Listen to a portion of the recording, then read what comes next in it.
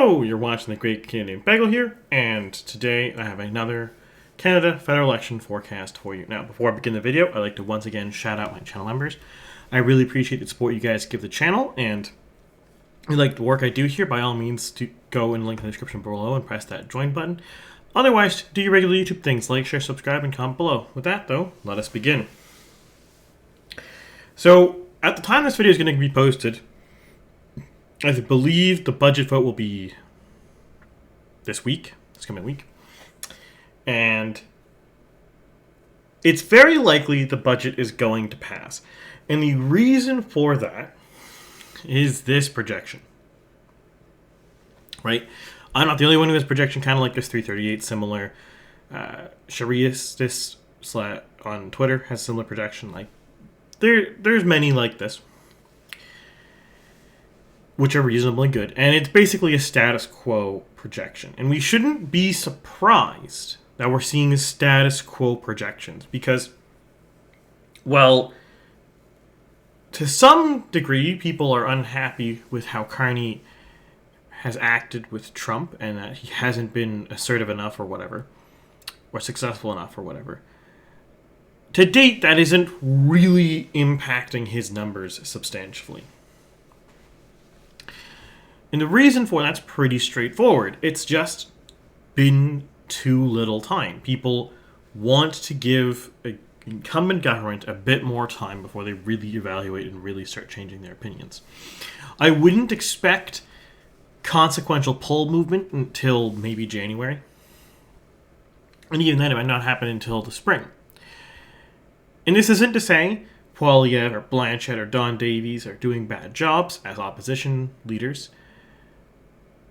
It's not to say that Carney's doing a good job. It's just that people have not had enough time with Carney in office to properly evaluate him. Now, the Liberals see this. Projections like this in polls coming out. Some polls being a bit more generous than others. Some being bad, like ECOS, and suggesting absurd blowouts. And they're willing to play brinkmanship and risk an election for a big budget. Now, what is going to be in this budget? I'm not entirely sure. But what I am pretty sure about is that this will not turn into an election. Because the opposition parties see this, and they see in the average case scenario right now, they aren't gaining seats. So if nothing is getting better for them, why would they risk an election now? Just 6 months after the last election. An election that would happen during the Christmas season, which could be good, could be bad, but the biggest impact that will have in the long run is the Christmas season will be a good time for people to get together and reassess views. But if they're thrust into an election campaign, that could go many directions. That puts a very volatile time for an election to be. That could be good for the various opposition parties. That could be really good for the Liberals. It's really not clear right now because when you have families gathering together for the Christmas season and then you have a campaign going on, they're going to talk about it. Those issues will disseminate faster and that will have a big impact. I can't really quantify how that would go. I'd need to see what the campaigns are saying, what they're doing, what their plans are before I could make a more consequential description. But that would be a very big movement, a very big time to have an election. And it's very likely the opposition parties are not going to go for it. And there's a couple of reasons for this. I'll just go through each party in particular. The NDP is the most likely party to actually want to go to an election right now. But they do have the hang-up. They don't have their permanent leader, and they might not have the backing of the caucus, especially people like Heather McPherson, who is running to be the leader and is theoretically the front runner. Though we have not had any polls, so it's hard to say exactly how much of a front runner she is, but she is the default expectation. Whether Avi Lewis or Rob Ashton will do better, I don't really know. We have no polls. But it's unlikely that she would want to risk an election right now. And if McPherson and her allies in caucus don't want an election right now because they want to wait for her to be the leader, because if they go into an election, Don Davies will be the leader, and that could cause various things. It could be different policies, whatever. So it's unlikely that the internal factions want to go, but at the same token, the NDP has almost nothing to lose going into an election right now. They have 7 seats. There's 5 seats that they're relatively close second place in. Not super, but not terribly far away. So they could theoretically try to claw back 5 seats, get official party status, get the funding, get the support that gives them. And it's very likely that they could at least do better popular vote-wise, regardless of if they win or not, they win the extra seats or not. Just if they did nothing.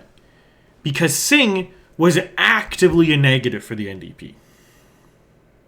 He was actively hurting them on the ballot. Him being on the ballot reduced the NDP vote by a substantial margin.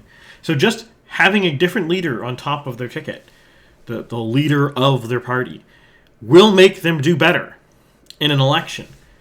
I mean, right now, Davies is forecast to do almost 1% better than Singh is. And Davies hasn't really had a chance to really assert himself because he's not really trying to, because he's just a placeholder. But this does come with a big risk. A bunch of the NDP seats were very narrow. Some of them, such as this one on Vancouver Island, are a conservative target. Other ones, like Nunavut, were a coin flip away from going liberal. So there is a risk to it.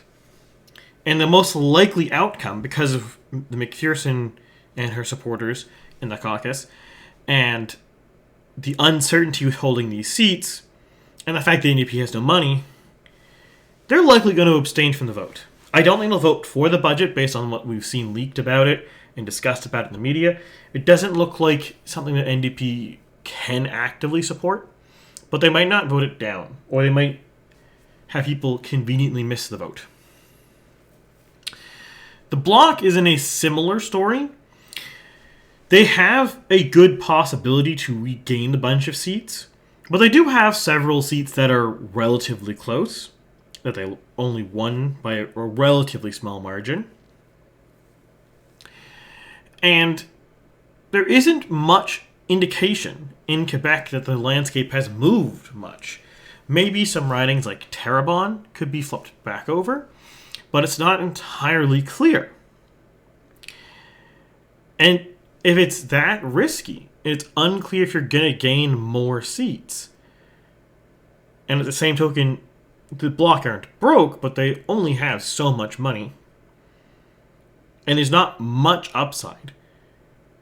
They're not going to, unless the Liberals lose seats, which they're currently not looking like they will, there's really no benefit for the Bloc to have an election that returns this kind of result.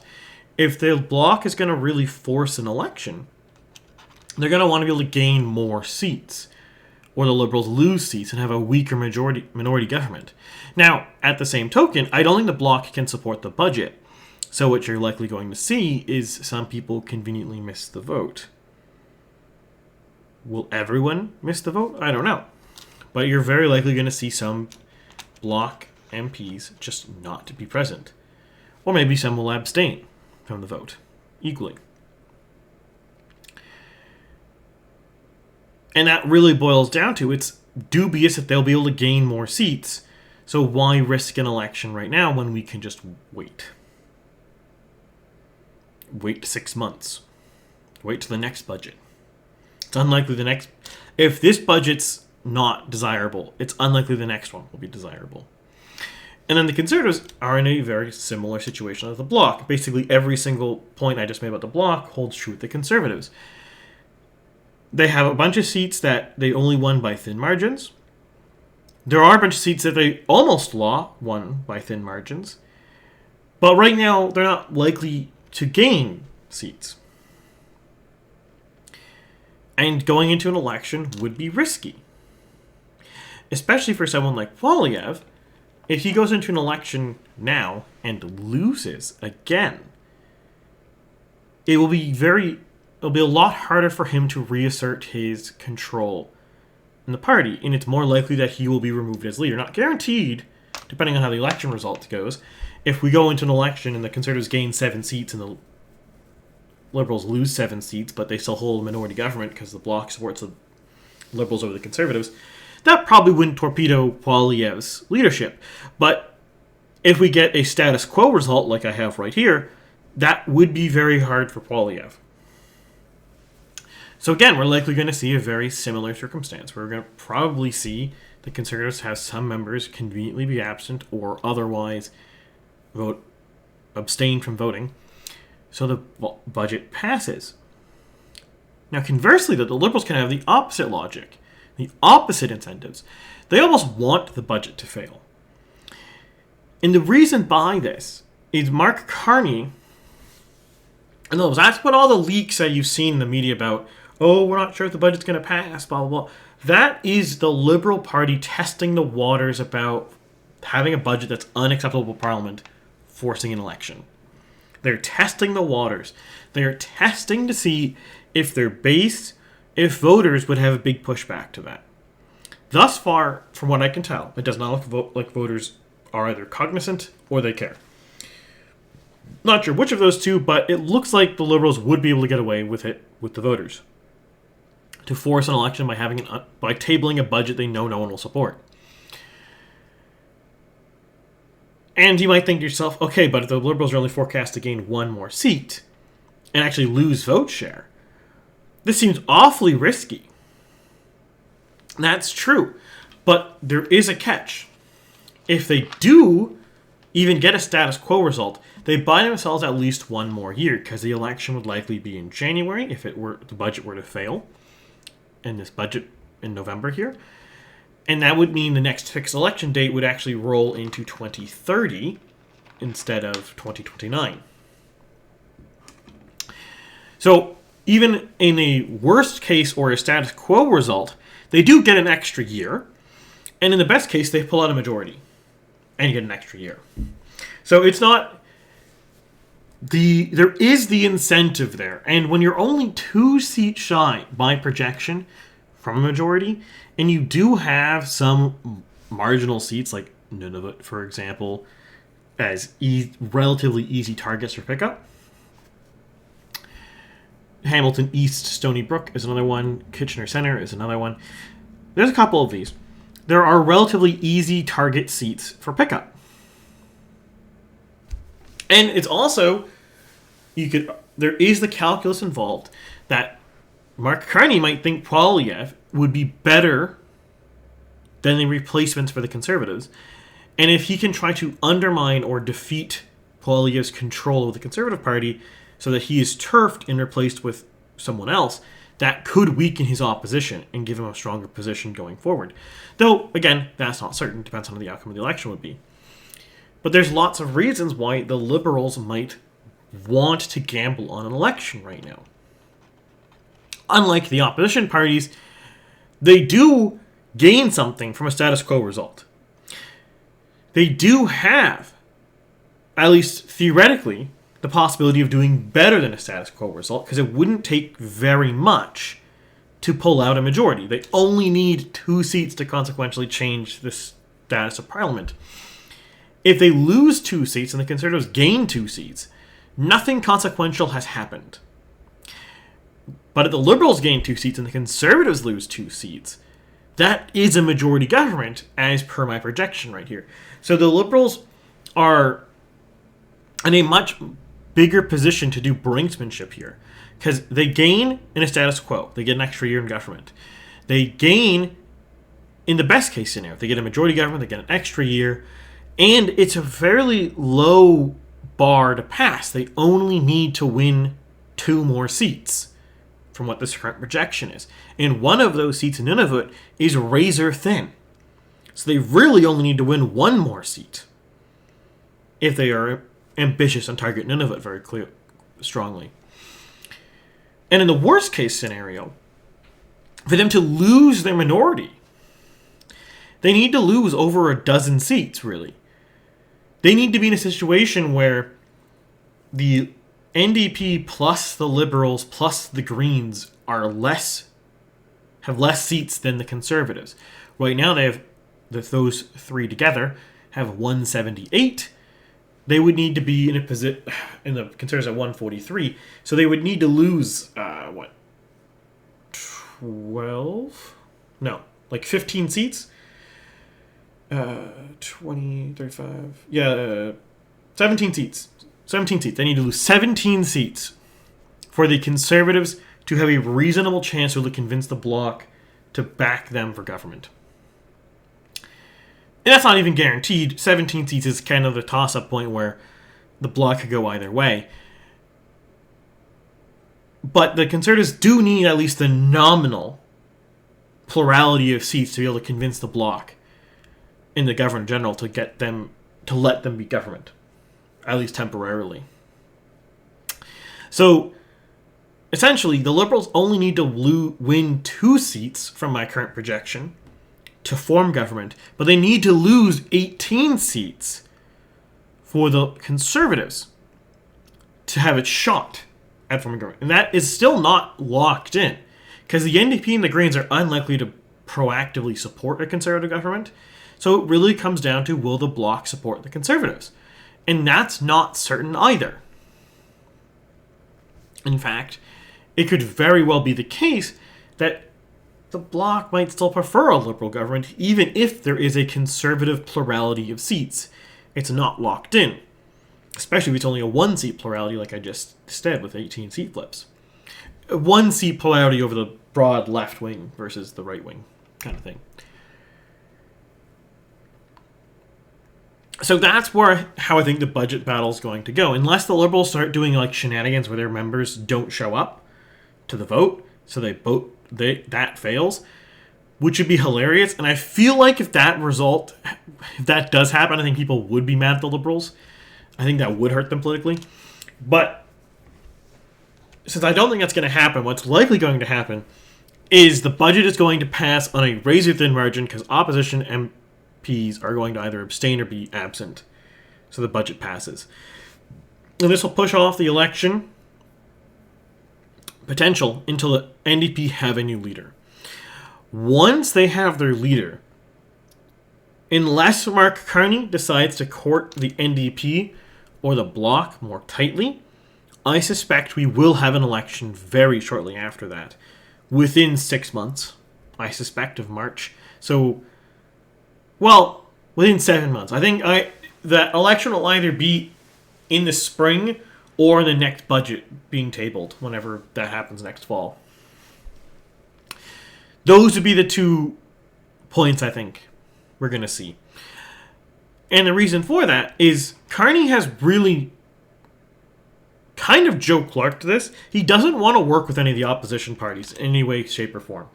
He doesn't want to work with the NDP substantively because he wants to cut government spending on welfare, on administration, on all of these things. And the NDP can't support that. The NDP can't support significant public sector layoffs, or at the very least, downsizing. A lot of their supporters are the public sector, so they can't really support that. They can't support dramatic cuts in welfare spending. That's one of the main things they pitch to their base these days. So that will make it very difficult for the NDP to back them.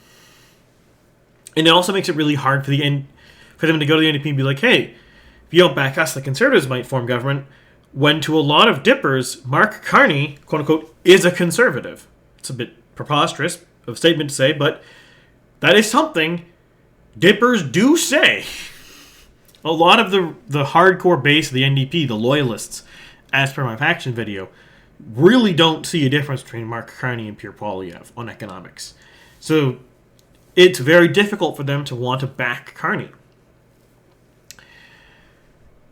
The Conservatives are pretty obvious. They don't really want Carney. They want to try to form government. They don't want him to have... They don't want to give him support more than is strictly necessary to do what their base wants. So if there's a law or proposal on the table that the Conservative base wants, you'll see the Conservatives back the Liberals. But you will not see them back budgets in any substantive fashion, unless for some reason Carney tables like the Conservative wet fever dream budget. But I don't think it's going to happen. The Liberals and the Conservatives have different priorities. They're not going to have budgets that the other one particularly likes, ever. It might be, at best, the budget is not something they want to vote it down. That happened under Harper's minorities, where I think, 2009, 2010, I don't recall exactly when, but there's a couple of budget votes where the Liberals abstained. They didn't like the budget, but they didn't dislike it enough to call an election, basically. To risk an election.